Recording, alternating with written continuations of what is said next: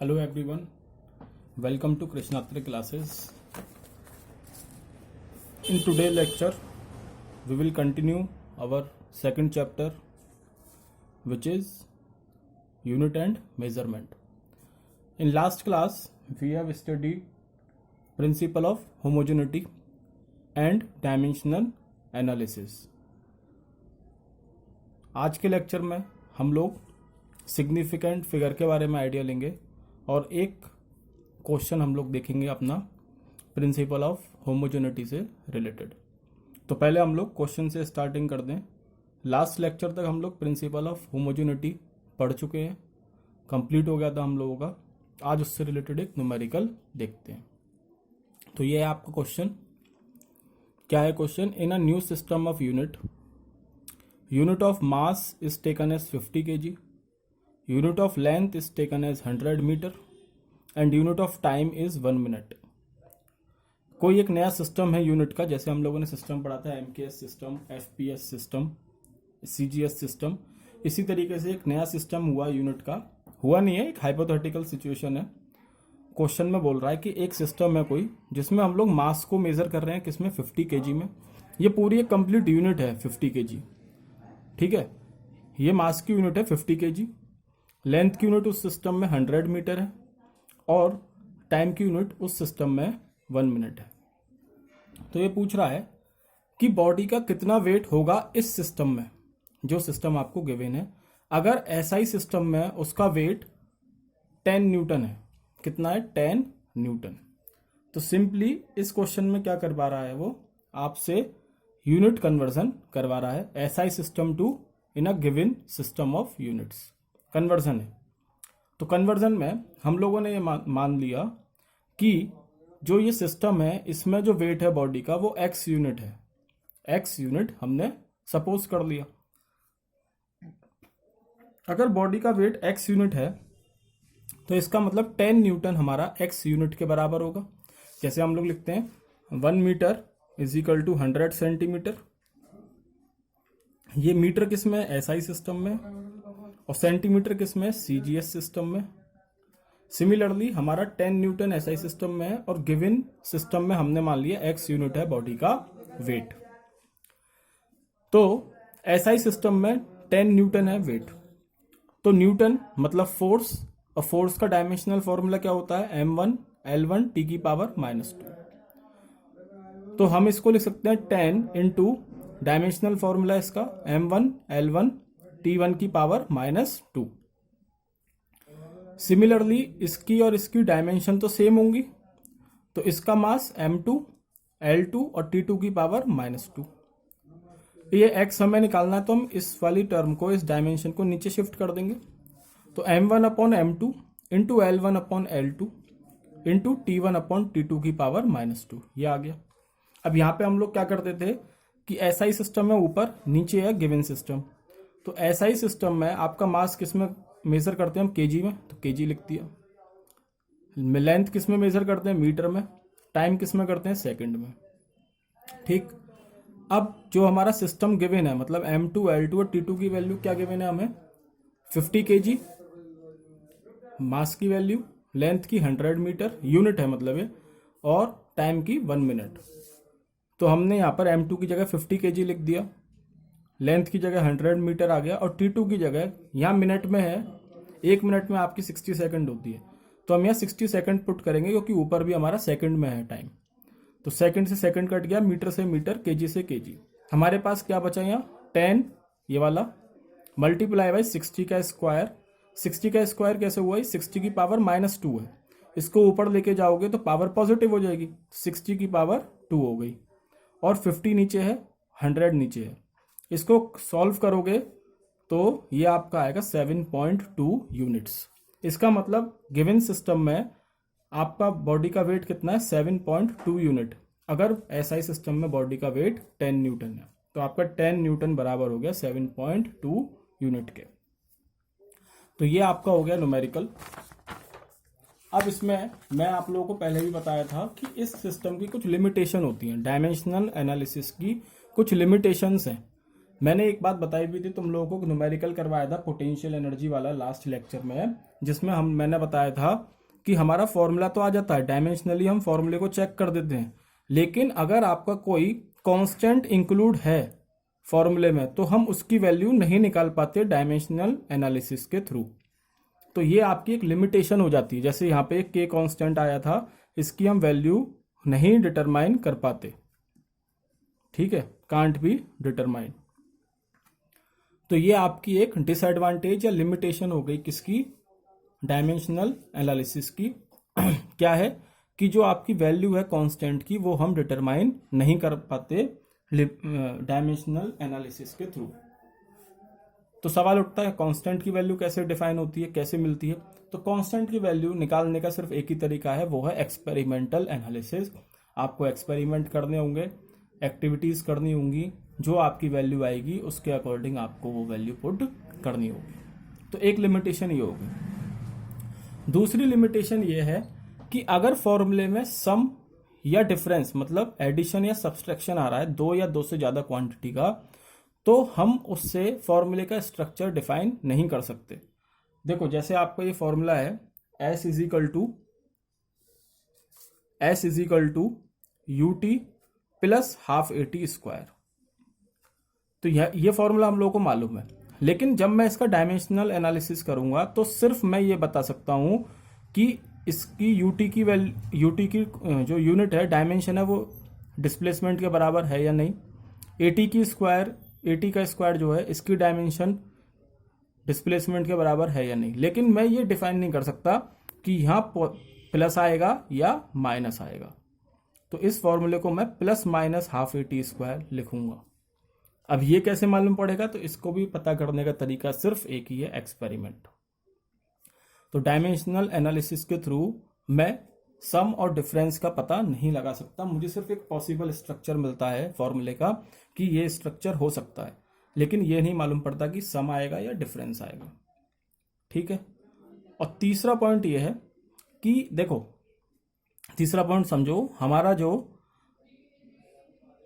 Dimensional analysis है इसमें मैं 3 फैक्टर से डील करता हूं हर क्वेश्चन में, मास, लेंथ और टाइम। इन्हीं 3 से डील करता हूं, m की पावर a, l की पावर b, t की पावर c। लेकिन मान लो यहां पे कोई चौथा फैक्टर इंक्लूड हो जाए, किसी इक्वेशन में 4 फैक्टर इंक्लूड हो गए और मेरे पास अननोन है 3, इक्वेशन बनेंगी 3, चौथा फैक्टर मैं कहां से पता लगाऊंगा। तो ये भी इसकी एक लिमिटेशन है कि मैं सिर्फ इसमें उन्हीं क्वांटिटीज को डील कर सकता हूं जो 3 फैक्टर पर डिपेंड है, that is mass, length and time.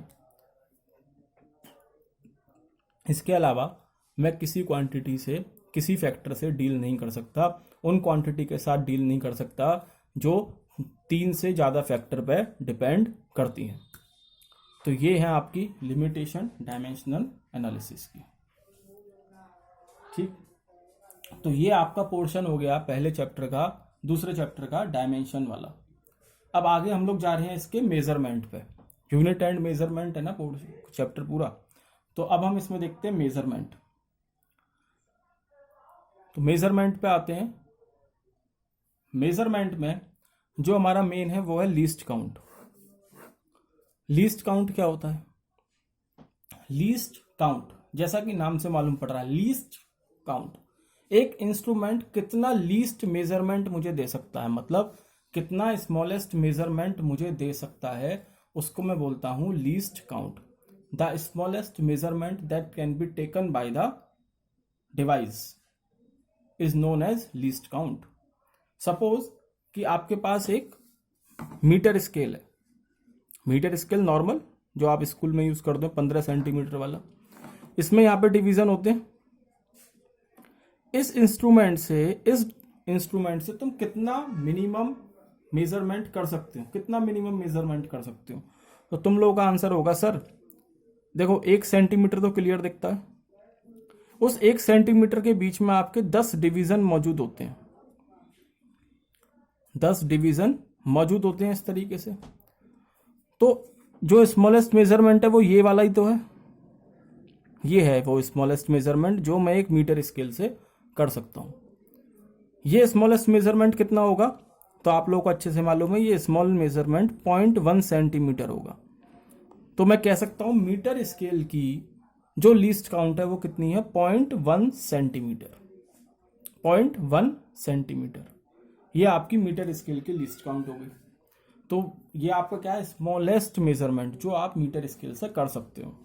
Similarly आपके घरों में वॉच होती है, वॉच से आप एक बार में कितना स्मॉलेस्ट मेजरमेंट कर सकते हो। तो आंसर इज सिंपल कि हम वॉच से सिंपल मेजरमेंट जो कर सकते हैं, स्मॉलेस्ट मेजरमेंट जो कर सकते हैं वो 1 सेकंड का कर सकते हैं। 1 सेकंड से छोटा टाइम नाप सकते हो उस वॉच से? नहीं नाप सकते।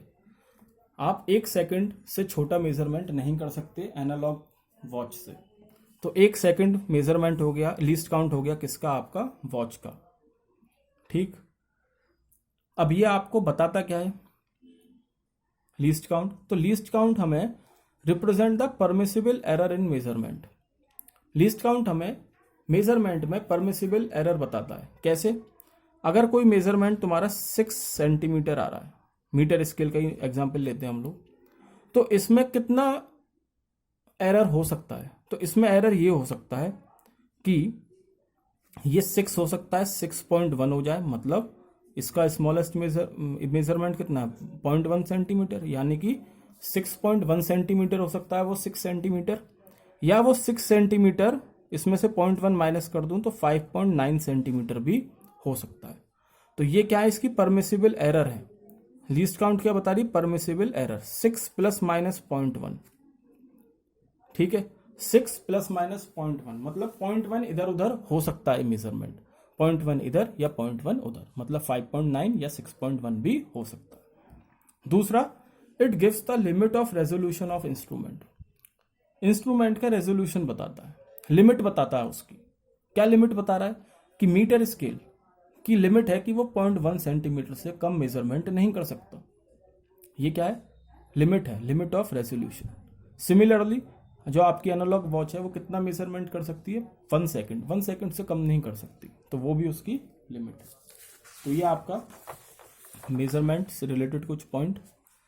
फिर इसमें आपका एक टॉपिक आता है सिग्निफिकेंट फिगर। सिग्निफिकेंट फिगर, तो देखो क्या होता है सिग्निफिकेंट फिगर। समझो कि कोई मेजरमेंट है मेरा 5.62, जो यहां पे एग्जांपल मैंने लिख रखा है, सपोज करो 5.62 मेजरमेंट है मेरा, और ये मैंने उस डिवाइस से लिया जिसका लीस्ट काउंट 0.01 सेंटीमीटर है, 0.01 सेंटीमीटर। इसका मतलब क्या हुआ कि ये जो 2 डिजिट है ना, 5 और 6, ये इस मेजरमेंट में सर्टेन डिजिट है। सर्टेन डिजिट मतलब ये फिक्स हैं, ये तो होंगी ही होंगी। किस डिजिट पे मेरा शक है, वो इस 2 पे है, क्योंकि इसकी लीस्ट काउंट है 0.01 सेंटीमीटर इस 2 पे। ये 2 क्या है, यहाँ पे अनसर्टेन डिजिट है, अनसर्टेन डिजिट। मतलब ये कि इस 5.62 में, जैसा मैंने अभी पीछे बताया, इस 0.01 को ऐड करूंगा तो कितना आएगा, 5.63। मतलब वो मेजरमेंट 5.63 सेंटीमीटर भी हो सकता है, और 0.1 को माइनस करूंगा तो 5.61 भी हो सकता है। तो ये बात तुम क्लियर देख रहे हो कि 5 और 6 तो मेरे हर रिजल्ट में आ रहा है, तो ये क्या हो गई, सर्टेन डिजिट हो गई, और जो चेंज हो रही है वो क्या हो गई, मेरी अनसर्टेन डिजिट हो गई। ये अलग भी हो सकती है। ठीक, जिस डिवाइस का जितना ज्यादा लीस्ट काउंट होगा, जितना कम लीस्ट काउंट होगा, वो उसका रेजोल्यूशन उतना ही ज्यादा होगा। रेजोल्यूशन से मतलब कितना बारीक, कितना छोटा मेजरमेंट मेरा इंस्ट्रूमेंट कर पा रहा है। अब मीटर स्केल का लीस्ट काउंट था 0.1 सेंटीमीटर, अभी इसका लीस्ट काउंट है इस डिवाइस का 0.01 सेंटीमीटर, तो कौन सा छोटा मेजरमेंट कर सकता है, ये वाला। तो ये क्या हो गया, इसका ग्रेटर रेजोल्यूशन हो गया। तो जितना कम लीस्ट काउंट उतना ज्यादा रेजोल्यूशन होगा डिवाइस का। ठीक है, अब सिग्निफिकेंट फिगर से रिलेटेड मेरे पास कुछ पॉइंट है कुछ ऐसे कि जितनी भी आपकी नॉन जीरो डिजिट होंगी किसी नंबर में, किसी मेजरमेंट में, वो आपकी सिग्निफिकेंट फिगर होती हैं। जितनी भी नॉन जीरो डिजिट होंगी वो आपकी सिग्निफिकेंट फिगर होती हैं। मतलब मैंने कोई मेजरमेंट लिखा 0, 5, 6, 2, तो यहां पर जो मेरी सिग्निफिकेंट फिगर होंगी वो ये होंगी 5, 6, 2। ये तो मैं ही मालूम है, जीरो का यहाँ पे कोई मतलब नहीं है। तो सिग्निफिकेंट फिगर कौन सी होगी? 5, 6, 2। जितनी भी नॉन जीरो डिजिट होंगी वो मेरी सिग्निफिकेंट फिगर है, ये बोल रहा है। लेकिन यहाँ पे एक पॉइंट और आता है कि इसी मेजरमेंट को अगर मैं कर दूं 5, 0, 6, 2, तो अब भाई साहब जीरो की वैल्यू है यहाँ पर, मतलब जीरो मेरी यहाँ पे सिग्निफिकेंट फिगर है अगर मैं इसको 5, 0, 6, 2 लिख दूं। तो यहाँ पे दूसरा पॉइंट यहीं से निकलता है कि अगर मेरा कोई जीरो, या मैं कहूं कि मेरे जितने भी जीरो हैं, अगर वो नॉन जीरो डिजिट के बीच में आ रहे हैं तो वो सिग्निफिकेंट फिगर है, तो वो सिग्निफिकेंट फिगर है। सपोज 5, 0, 0, 0, 6, 0, 0, 2। अब यहां जितने भी जीरो है ना, ये सब सिग्निफिकेंट फिगर हैं क्योंकि they are coming in between non zero digit, they are coming in between non zero digit. ठीक है, आगे देखते हैं। तो ये आपके दोनों पॉइंट हो गए। इसमें तीसरा पॉइंट है if number less then 0, less than 1। कोई नंबर लेस देन 1 है तो लिख लेते हैं हम कोई नंबर 0.09 लिख लेते हैं। If number less than 1, the zero, और एक नंबर हम लिख लें 0.9, दोनों लेस देन 1 है। The zero to the right of decimal point, जो जीरो डेसिमल पॉइंट के राइट में है, but to the left of first non zero digit are insignificant. मतलब डेसिमल पॉइंट के राइट में, डेसिमल पॉइंट ये डेसिमल लग रहा है, इसके राइट में, पर नॉन जीरो डिजिट से पहले आ रहे हैं, मतलब नॉन जीरो डिजिट के लेफ्ट में, तो वो इनसिग्निफिकेंट है। इसका मतलब यहां पर ये जो जीरो है ये इनसिग्निफिकेंट है, ये इनसिग्निफिकेंट है। ठीक है, if a number less than 1, the zero to the right of decimal point, right of decimal point this is right side, तो this is right, but to the left of first non zero digit are insignificant. ठीक, ये हो गया। तो ये point समझ में आ गया। अगर कोई नंबर लेस देन 0 है तो वो डेसिमल के राइट में है, पर फर्स्ट नॉन जीरो डिजिट से लेफ्ट में है, तो वो आपका इनसिग्निफिकेंट होगा। If a number without decimal, अगर नंबर में कोई डेसिमल नहीं है तो जो आपके ट्रेलिंग जीरो है ना वो सिग्निफिकेंट नहीं होंगे, मतलब वो इनसिग्निफिकेंट होंगे। वही सेम चीज है, 007 लिख दिया जैसे मैंने यहाँ, तो ये 00 आपके इनसिग्निफिकेंट फिगर है, इनसिग्निफिकेंट जीरो है, ट्रेलिंग जीरोस। ठीक है, if a number with decimal, अगर डेसिमल है, मतलब if a number with decimal trailing zeros are significant. अगर नंबर डेसिमल वाला है तो उसमें ट्रेलिंग जीरो आपके इनसिग्निफिकेंट, सॉरी सिग्निफिकेंट होंगे। ठीक, तो ये पॉइंट क्लियर हो गए होंगे। अब इसमें एक चीज और आती है कि हम किस तरीके से नंबर को राउंड ऑफ करें। तो आप लोगों को ये बात मालूम होगी कि नंबर को राउंड ऑफ हम तभी करते हैं जब आपके जितने डेसिमल तक राउंड ऑफ करना है उसके बाद, मतलब मान लो कि 3.56 लिखा है और मुझे इसको दो सिग्निफिकेंट फिगर तक राउंड ऑफ करना है, तो दो सिग्निफिकेंट फिगर मतलब 1 और 2, तीसरा क्या है, ये 6 है, तो मैं इसको क्या लिख दूंगा 3.6। अगर 3.6 इसलिए नहीं लिखा क्योंकि यहाँ 6 है, एक डिजिट बढ़ जाती है पीछे वाली, इसलिए लिखा है। मान लो ये 3.57 होता तो भी ये 3.6 हो जाता। अगर आपकी सिग्निफिकेंट फिगर के बाद जो नंबर आ रहा है वो ग्रेटर देन 5 है तो आपका नंबर बढ़ जाता है। लेकिन इसमें भी कुछ रूल है, जैसे अब जैसे ये एग्जाम्पल है 2.745, इसको मुझे अप टू 3 सिग्निफिकेंट फिगर तक राउंड ऑफ करना है, तो 1, 2, 3, ठीक, तीन हो गई, मुझे इसको राउंड ऑफ करना है, तो यहाँ 5 है, तो 5 पे मैं इसको ऐसे ही छोड़ दूंगा। लेकिन कब, जब ये इवन नंबर, अगर ये नंबर इवन है तो मैं इसको एक नंबर आगे नहीं बढ़ाऊंगा। लेकिन अगर यही नंबर मेरा ऑड हो गया, अब देखो इसमें ये ऑड है और 3 सिग्निफिकेंट फिगर तक मुझे इसे बढ़ाना है, तो 1, 2, 3, ये हो गया आपका ऑड, और ये 5 है। 5 या 5 से ज्यादा होगा तो आप एक बढ़ा दोगे, किसको, ऑड नंबर को, इवन वाले को ऐसे ही छोड़ दोगे। ठीक है, लेकिन ये कब होता है,